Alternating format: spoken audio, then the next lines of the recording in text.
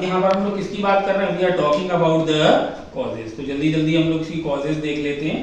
तो यहाँ पर after the first world war many European countries find themselves into financially ruined and having enough sources to bring about the economic। अब यहाँ पर क्या हो रहा था कि फर्स्ट वर्ल्ड वॉर जब हुई तो ये फर्स्ट वर्ल्ड वॉर जो थी वो एक इस तरह से हुई कि उसमें जो है बहुत ज़्यादा डिस्ट्रक्शन हुआ। बहुत सारे देश जो ऐसे थे जो कि बहुत ही कंगाली की कगार पे पहुंच गए, वहाँ पर जो है बहुत नुकसान हुआ। ठीक है, लोग तो मरे ही मरे, साथ में जो वहाँ की इकोनॉमी थी वो पूरी तरह से फेल हो चुकी थी और वहाँ पर जो था वो अनएम्प्लॉयमेंट आ चुका था। ठीक है कि नहीं, वहाँ पे ज़्यादातर लोग जो थे उनके पास कोई रोजगार नहीं था, गवर्नमेंट के पास पैसा नहीं था। ठीक है, बहुत बुरा हाल था कंट्रीज का और उनके पास रिसोर्सेज भी नहीं थे क्योंकि फर्स्ट वर्ल्ड वॉर लड़ने में उनका सब कुछ तबाह हो चुका था। तो इसलिए जो था इसकी कॉजेज ये कॉज हो सकती है। The democratic form of government was tried out in some parts of Europe during the early part of the 20th century, but this could not deal effectively the post-war situation। अब क्या होता है कि बहुत सारी यूरोपियन कंट्रीज ऐसी थी जहाँ पे जो डेमोक्रेटिक फॉर्म ऑफ गवर्नमेंट थी वो चल तो रही थी, लेकिन ये डेमोक्रेसी की जो डेमोक्रेटिक फॉर्म ऑफ गवर्नमेंट थी ये पूरी तरह से लोगों को सेटिस्फाई नहीं कर पा रही थी, ये उस सिचुएशन से लड़ नहीं पा रही थी जो फर्स्ट वर्ल्ड वॉर के बाद जो है वो क्रिएट हो गई थी। उस सिचुएशन से ये लड़ नहीं पा रही थी। ठीक है कि नहीं, और वो इफेक्टिवली मतलब पूरी तरह से अच्छी तरह से वो काम नहीं कर पा रही थी और पोस्ट वॉर की सिचुएशन को यानी जो वॉर के बाद जो कंट्री की जो सिचुएशन होती है उसको ये अच्छे से डील नहीं कर पा रहे थे। The weaker government formed at the time could not deal with situation. और उस समय जो गवर्नमेंट थी वो उसके सामने जो डेमोक्रेटिक फॉर्म ऑफ गवर्नमेंट थी उसके सामने जो था विकल्प कुछ बचे नहीं थे। ठीक है, अब वो जो है अपनी कंट्री को ग्रो करे कि पहले वो अपने लोगों को देखे, जो सिटीजन हैं वो उनकी भलाई की पहले बात करे या फिर वो उसकी बात करे कि वो कंट्री को कैसे आगे ले जाना है।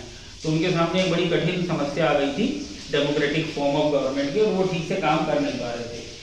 The feudal and aristocratic people were set up with the democratic government and they lost most of their power while the common people were upset as the financial crisis. अब देखो यूरोप में दो तरह के लोग थे, एक जिनको हम लोग बोल सकते हैं the feudal and the aristocratic people, feudal lords. Feudal Lord का मतलब ये होता है कि ऐसे अमीर लोग जो कि वहां पर जो थी वो जिस समय जब डेमोक्रेटिक फॉर्म ऑफ गवर्नमेंट काम कर रही थी तो वो सरकार के हिसाब से उनके पास जो थे वो रिसोर्सेज थे और उन रिसोर्सेज के हिसाब से वो काम कर रहे थे। और एरिस्टोक्रेटिक लोग वो थे जो बहुत अमीर थे, यानी अमीर ये फ्यूडल लॉर्ड्स भी थे, इनको सरकार ने ही जो था रिसोर्सेज दे रखे थे। और जो एरिस्टोक्रेटिक पीपल थे इसका मतलब वो जो बहुत अमीर लोग थे, तो ये उस समय जो थे ये बहुत ज्यादा अनसेटिस्फाइड थे, दे वर अपसेट, क्योंकि उनकी जो पावर थी, ठीक है कि नहीं, वो पावर जो थी वो उनसे लगभग वो छीन ली गई थी। अब उनके पास कोई ज्यादा पावर बची नहीं थी। और जो वहाँ का जो कॉमन मैन था यानी कि जो आम जनता थी वो इसलिए परेशान थी क्योंकि वहाँ पे फाइनेंशियल क्राइसिस यानी कि कंट्री के पास पैसा नहीं था, दूसरा अनएम्प्लॉयमेंट वहाँ पे आ चुका था।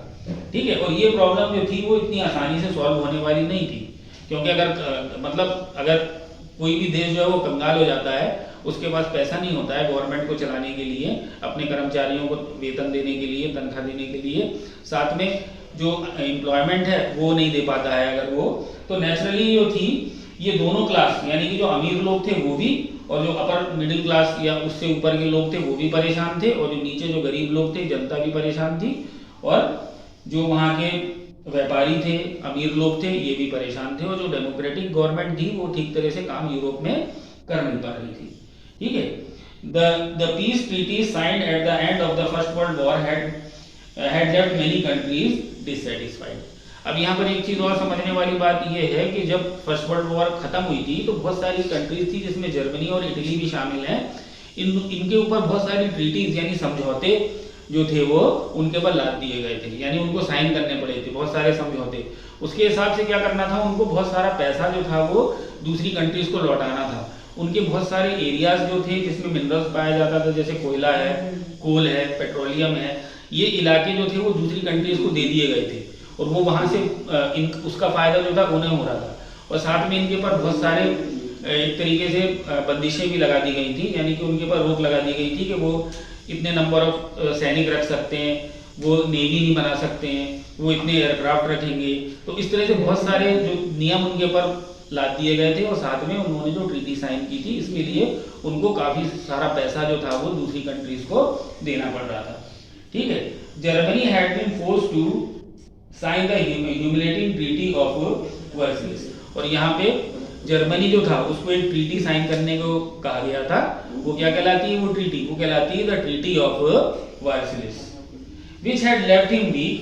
Its colonies had been taken over and had to pay a heavy war compensation. और ये हुआ था कि जर्मनी के को एक ट्रीटी साइन करनी पड़ी थी। उस ट्रीटी का नाम क्या है? The treaty of Versailles. और इसके अलावा जर्मनी की जो कॉलोनीज थी, यानी जर्मनी ने जो दूसरे देशों में अपने कॉलोनीज बना रखी थी, उन कॉलोनीज को भी उसके हाथ से ले लिया गया था। ठीक है कि नहीं? और उसको जो है वो काफी सारा पैसा जो है वो पे करना पड़ रहा था। साथ में जर्मनी के बहुत सारे ऐसे इलाके थे जो कि काफी सारा जहाँ पे मिनरल पाया जाता था, तो वो इलाके भी जो थे वो दूसरी कंट्रीज को दे दिए गए थे। So the German were out and find the way to avenge themselves. तो जर्मनी जो था इस बात से, ट्रीटी ऑफ वर्साइल्स से खास तौर से जर्मनी काफी ज्यादा दुखी भी था और उसको ये ऐसा लगता था कि उसकी बेइज्जती कर दी गई है और इसलिए वो क्या करना चाहता था? अपना उसका बदला भी लेना चाहता था। ठीक है कि नहीं? Italy had contributed to the success of the allies, but then the time came to divide the spoils of war. Its allies had not favourably compensated. अब इसमें एक नाम यहाँ पे जुड़ता है, दैट इज इटली। इटली का नाम यहाँ पे आ रहा है। इटली जिन लोगों के साथ मिलकर फर्स्ट वर्ल्ड वॉर को लड़ा था इटली ने, तो वो ग्रुप जो था वो जीत गया था। लेकिन जीतने के बाद उस ग्रुप ने इटली को, जिससे वो एलीज यानी कि जिससे के साथ मिलके वो लड़ा था, जिससे दोस्ती थी उसकी, उन कंट्रीज ने इटली को खास कुछ दिया नहीं था। ठीक है ना? मतलब ये कि जो उसको मिलना चाहिए था, इटली को ऐसा लगता था कि उसने जो है फर्स्ट वर्ल्ड वॉर में उन कंट्रीज का साथ दिया जो जीते, और जीतने के बाद उन कंट्रीज ने क्या करा? जो स्पॉइल्स, यहाँ पर एक वर्ड यूज किया जा रहा है, came to dividing the spoils of war. Spoils of war का मतलब क्या होता है कि जो लूट थी, लूट का मतलब ये होता है कि पहले जब कोई वॉर होता था तो उसमें जो एक पार्ट जो देश होता था वो दूसरे देश को अगर हरा देता था तो उसकी जो अच्छी जो चीज़ें होती हैं, जैसे कि वहाँ की अच्छी पैसा हो गया, एक तो दूसरा क्या है कि वहाँ का जो लैंड है, ये सब चीज़ें वो आपस में बांट लेते थे। तो इस केस में भी ऐसे ही हुआ था कि इटली जो था वो उन कंट्रीज के साथ लड़ा था जो जीते हैं, और जीतने के बाद जब उन लोगों ने उसको डिवाइड किया तो इटली के हाथ में खास कुछ आया नहीं था, इसलिए वो इस बात से सेटिस्फाइड नहीं था कि it's allies has not favourably compensated it. मतलब इस वॉर को लड़ने में इटली को जो नुकसान हुआ था, तो जीतने के बाद उसको जो मिलना चाहिए था फायदा, उससे जीतने के बाद वो फायदा उसको नहीं मिला था। और जो दूसरी कंट्रीज थी जो उसके साथ मिलकर लड़ी थी, उन लोगों ने क्या किया था? जो अच्छी चीजें थी वो उन लोगों ने रख ली थी और इटली को खास कुछ दिया नहीं था। So the Italians felt that they had won the war but lost the peace. तो उनको ये लगता था कि हमने वॉर तो जीत ली, लेकिन हमारा जो हक था वो मारा गया। हमें जो हक मिलना चाहिए था वॉर जीतने के बाद, जो हमें फायदा पहुंचना चाहिए था, वो हमें नहीं पहुंचा। हमारे बहुत सारे लोग मरे और काफी सारा पैसा खर्च हुआ, लेकिन उसके रिटर्न में हमें कुछ मिला नहीं। ठीक है? So frustrated the people started turning ideas of the autocratic regions. इसलिए क्या होता है कि लोग इस चीज को समझने लगे थे कि अगर डेमोक्रेटिक गवर्नमेंट जो है वो ठीक से फंक्शन नहीं कर पा रही है तो क्या करना चाहिए?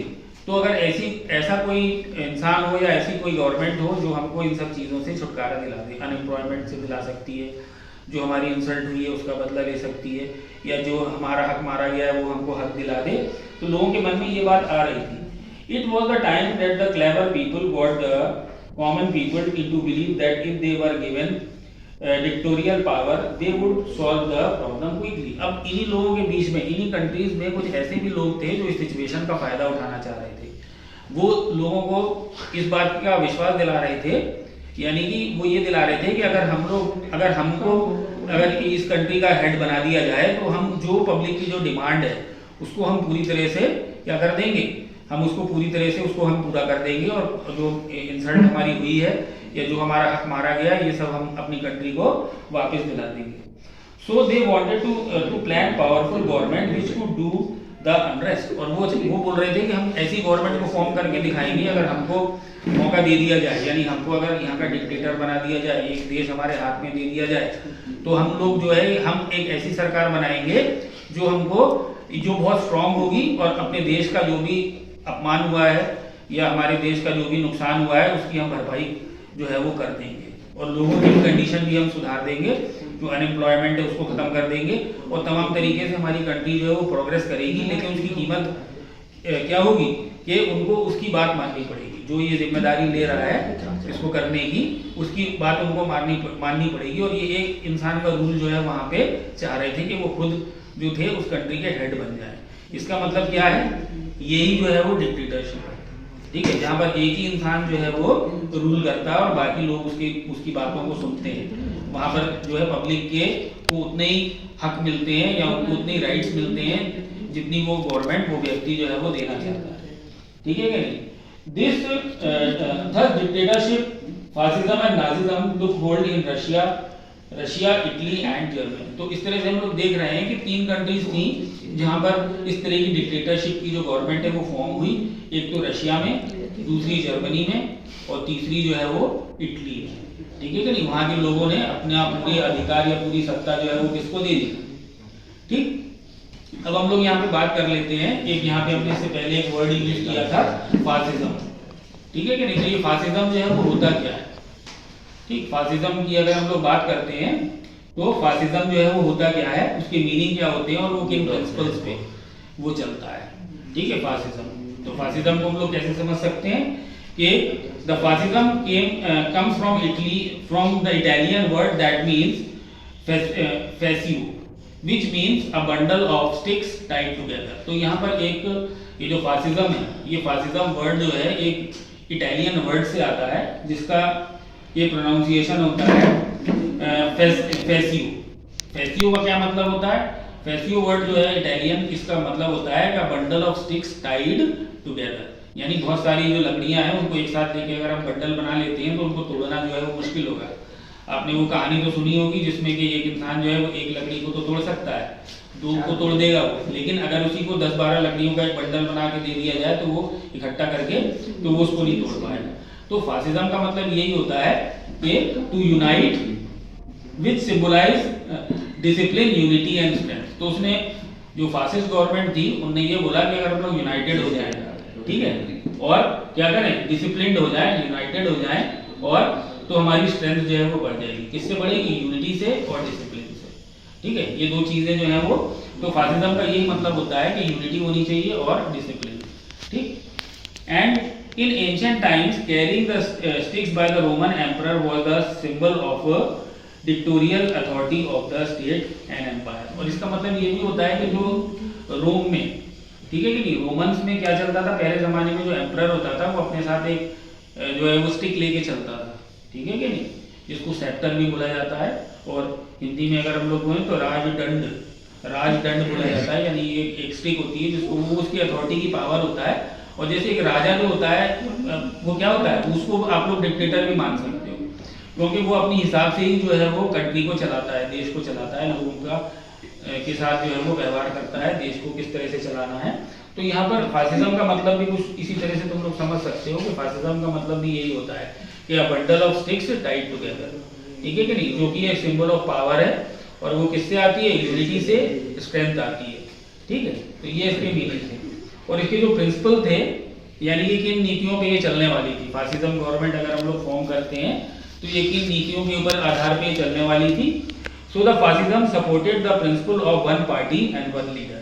तो जो फासिस्ट थे वो क्या सपोर्ट करते थे कि एक पार्टी होनी चाहिए और एक लीडर होना चाहिए, पूरी कंट्री में सिर्फ एक पार्टी और एक लीडर जिसके ऊपर पूरी कंट्री को भरोसा करना है। अपोजिशन वाज नॉट टॉलरेटेड, और उन्होंने बोला कि उस पार्टी के उस जो भी हमारा नेता होता है जिसको हम चूज करते हैं उसका कोई अपोजिशन नहीं होना चाहिए, विरोधी नहीं होना चाहिए, ना ही उस पार्टी का कोई और दूसरी पार्टी उसका विरोध करे, यानी एक पार्टी होनी चाहिए और एक लीडर होना चाहिए। The leader of the party was all in all and no one was allowed to change his authority। और जो भी उस पार्टी का जो लीडर होगा वो जो भी फैसले लेता है उन सब फैसलों को जो है क्या करना पड़ेगा, हमको मानना पड़ेगा, ठीक है कि नहीं। तो जो भी वो फैसले करेगा उसको सबको मानना पड़ेगा। He was above law, और उसके ऊपर किसी तरह का कानून में नहीं बंधा होगा, यानी कोई भी कानून उसके उसके लिए नहीं होगा, ठीक है ना। और फिर क्या होना चाहिए, the leader of the party, the fascism believe that the interest of the state were superior than the rights of the people.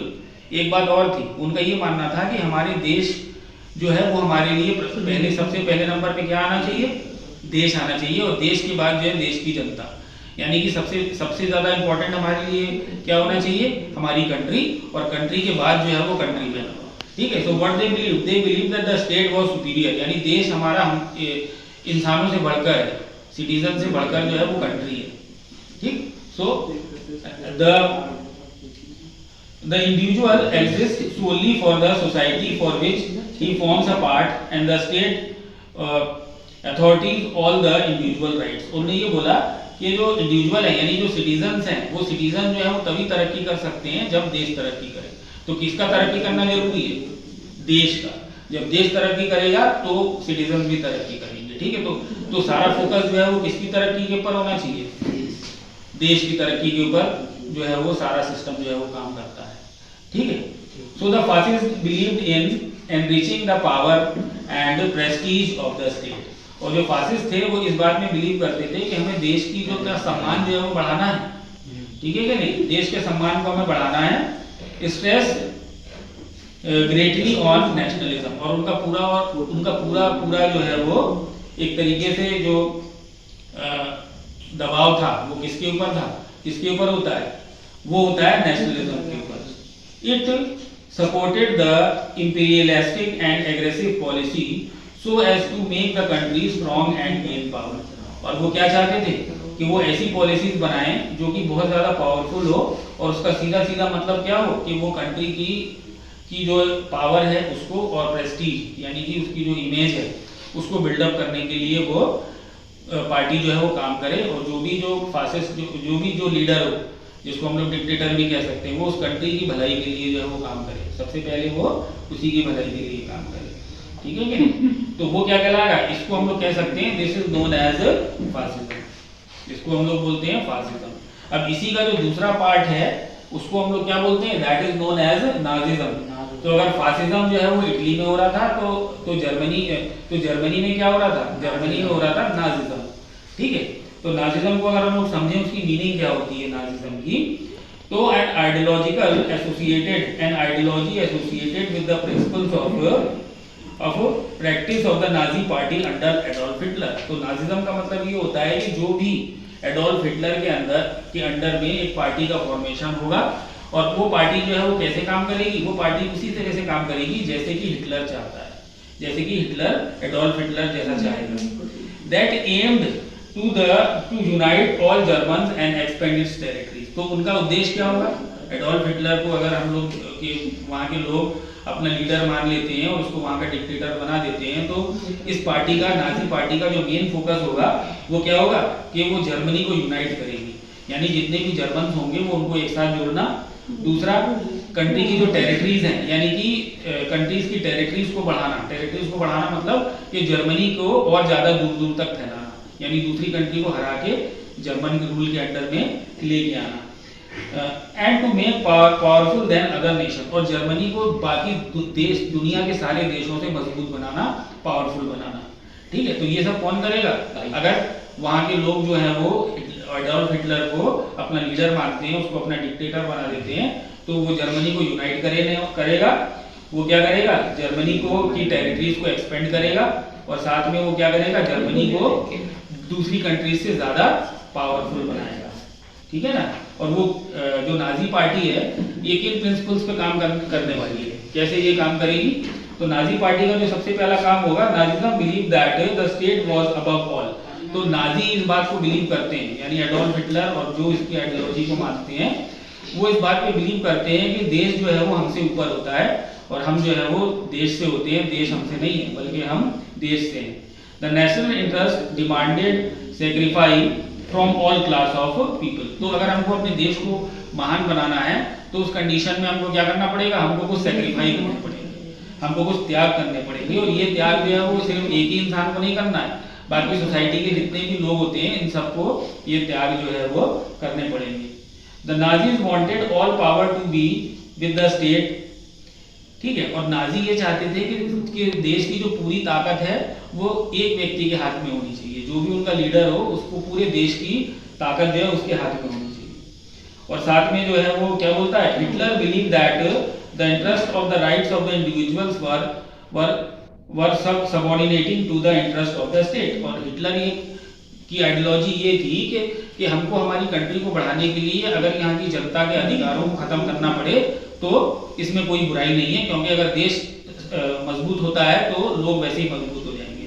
तो किसको स्ट्रांग होना जरूरी है, देश को। और देश को स्ट्रांग करने के लिए अगर वहाँ की जनता के अधिकारों को खत्म करना पड़े तो इसमें कोई जो है वो बुरी बात नहीं है, ठीक है कि नहीं। क्योंकि उनसे वो इस बात को वो पूछता था कि तुमको क्या चाहिए, हिटलर का कहना था कि आपको क्या चाहिए, आपको ब्रेड चाहिए कि बुलेट चाहिए, ठीक है। हम देश में जो है वो क्या बनाया, आपको जो है वो देश में भुखमरी फैली हुई है तो हमें ब्रेड बनानी चाहिए या फिर हमें बुलेट्स बनाने चाहिए, ठीक है। तो लोगों का क्या कहना था, जो लोग नाजी आइडियोलॉजी को मानते थे वो कहते थे कि हम भूखे रह लेंगे लेकिन हमको अपनी इज्जत जो है वो ज्यादा प्यारी है, इसलिए हमको आप बुलेट्स बनाइए, आप गोलियां बनाइए, ना कि ब्रेड बनाइए, ठीक है क्या नहीं। So the Nazi looked at the Jew as the cause of their economic hardship। अब क्या होता है कि जो जर्मनी थी वहां पे एक बड़ी संख्या में जूस भी रहते थे, ठीक है कि नहीं। ये जूस कौन थे, ये जूस जो है अपने आप में एक रिलीजन है, और ये जूस जो थे वो वहां पर बड़ी संख्या में रहते थे, जो कि जर्मन्स के से बिल्कुल अलग थे। उनकी जो रिलीजियस वैल्यूज थी वो अलग थी, उनका रहना खाना पीना एक अलग तरह की कम्युनिटी थी जो क्या कहलाती थी, they were known as the Jews. तो अब ये जर्मन के जो हिटलर है मेनली उसका ये मानना था कि अगर कंट्री की इकोनॉमी को कोई खराब कर रहा है और उसको, तो वो है जूस, क्योंकि जूस जो है वो जर्मन जैसे नहीं है, ये बाहर के हैं, ये विदेशी हैं, ठीक है। ये हमारी कंट्री में रहते हैं जरूर लेकिन ये हमारे अपने लोग नहीं है, ठीक है क्या नहीं। तो इसलिए वो क्या बोलता है, द जूस, ठीक है। तो उसने, और वो ये भी बोलता था कि जब फर्स्ट वर्ल्ड वॉर हुई थी तो उस समय जूस ने जो है जर्मनी का साथ नहीं दिया था, ठीक। तो इसलिए उसका ये मानना था कि जूस को अगर हम लोग इस देश से बाहर निकाल दें, अपने देश से बाहर निकाल दें, तो क्या होगा, हमारी कंट्री स्ट्रांग हो जाएगी, क्योंकि यहाँ पर सिर्फ बचेंगे जर्मन, ठीक है ना। तो German were pure and Aryan, और उसका ये मानना था कि जर्मन जो है वो क्या है, दे वर द मास्टर रेस, ठीक है, दे वर द मास्टर रेस। और वो उनको बोलता था क्या, जर्मन वर प्योर आर्यंस। उसको उसका ये कहना था हिटलर का कि जर्मन के जो लोग हैं वो एक मास्टर रेस हैं और वो आर्यंस हैं, और आर्यंस जो है वो सबसे सुपीरियर जो है वो होते हैं, और इसलिए जर्मनी के जो मेन लोग हैं वो एक मास्टर रेस है, ठीक है। तो इस तरह से उसने क्या करा, लोगों को अपनी तरफ मिलाता गया। The Nazi denounces the treaty of Versailles and wanted to regain the empire. और हिटलर ने ये बोला कि हम लोग ट्रीटी ऑफ वर्सलेस को नहीं मानेंगे, ठीक है। The treaty of Versailles we will not accept this, हम इसको नहीं मानेंगे। और हम क्या करने वाले हैं, व्हाट वी विल डू, हम अपना एक अलग जो है वो एम्पायर जो है वो खड़ा करेंगे। Hitler believe that the nation becomes a great by defeating other nation. और हिटलर का क्या मानना था कि कोई भी कंट्री जो है वो महान तब बन सकती है जब वो दूसरे देशों को हरा के अपनी पावर को सिद्ध करे, ठीक है कि नहीं। So I hope that this was informative to you. और एक और रिक्वेस्ट है मेरी कि प्लीज़ चैनल को सब्सक्राइब करिए, क्योंकि मैं जब भी देखता हूँ तो मैं ये देख रहा हूँ कि 88% इस चैनल को वॉच करने वाले वो लोग हैं जो नॉन सब्सक्राइबर हैं। तो प्लीज़ अगर आप लोग इस चैनल को देखते हैं, इससे आपको कुछ सीखने को मिलता है, तो प्लीज़ जो है चैनल को सब्सक्राइब करिए, ठीक है। तो आज के लिए जो है वो इतना ही होता है कि राइज ऑफ डिक्टेटरशिप की हम लोग ने बात कर ली, जर्मनी की बात करी, और हमने जो है वो इटली की बात करी। अब इस चैप्टर का जो सेकंड पार्ट है that is the second world war, ये हम इस वीडियो के जो अलग एक दूसरा एक पार्ट बनाएंगे, उसमें हम पार्ट 2 में इसको जो है हम लोग आगे बढ़ाएंगे इस चीज़ को, ठीक है कि नहीं। तो आज के लिए इतना ही। I hope that all of you have enjoyed this video. This is Adarsh Mili and signing off for today, and the second part of this video will be available to you very soon.